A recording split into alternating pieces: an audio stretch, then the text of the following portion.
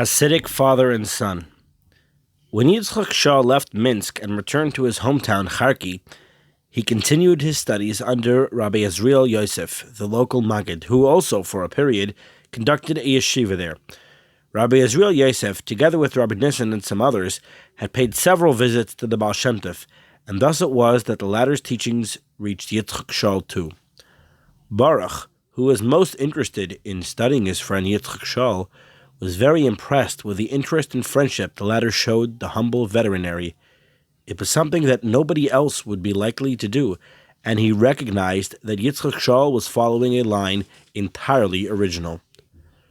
Baruch had always believed that nothing was as important as scholarship, yet now he was becoming convinced that one's actions were more important still. His sympathies were drawn even closer to his friend Yitzchak Shah, though he did not as yet know that he was heading for the new school of thought of Hasidism. At the beginning, Yitzchak Shah was not too communicative about his thoughts and convictions, and he, therefore, did not divulge to Baruch the fact that his father, Rabbi Nissen, belonged to the new sect of Hasidism. Nor did he tell him that he, Yitzchak Shah, had been brought up by his father along these Hasidic lines. But as time passed and their friendship grew, Yitzchak Shah felt he could confide in Baruch and be frank with him without fear. So he told him all he knew about Hasidism, that his father was a Chassid too, and how it had come about.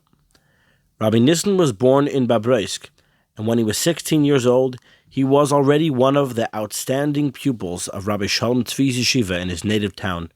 From there he went to Halusk, at which yeshiva he continued his studies for 4 years, under Rabbi Yechiel. Here he made such excellent progress that he was able to enter the yeshiva in Minsk, principal by the Gaon of Posen, at which yeshiva only outstanding scholars were admitted. Then Rabbi Nissen married the daughter of a nearby villager, recommended to him by the head of his yeshiva in Minsk. He lived at the home of his father-in-law in the village for 12 years, spending his time in Torah study and divine service.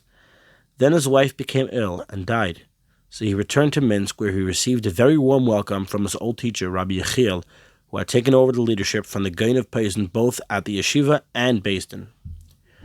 Even when Rabbi Nissen was in Minsk during his earlier stay, he had heard of a group of scholars who used to meet for the purpose of studying Kabbalah.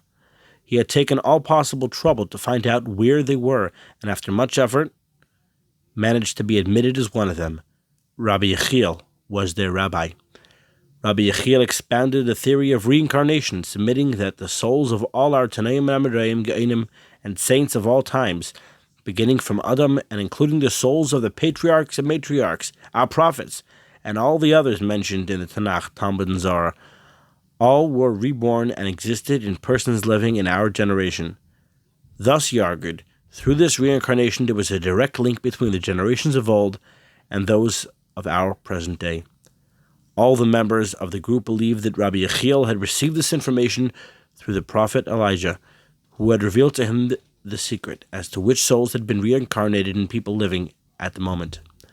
Rabbi Nissen had been very greatly impressed by all he heard. He was still comparatively a young lad, while all the other members were married men, this being the rule for admission. An exception had been made in his case on the recommendation of Rabbi Yechiel, who had a very high opinion of Rabbi Nissen's mental perception.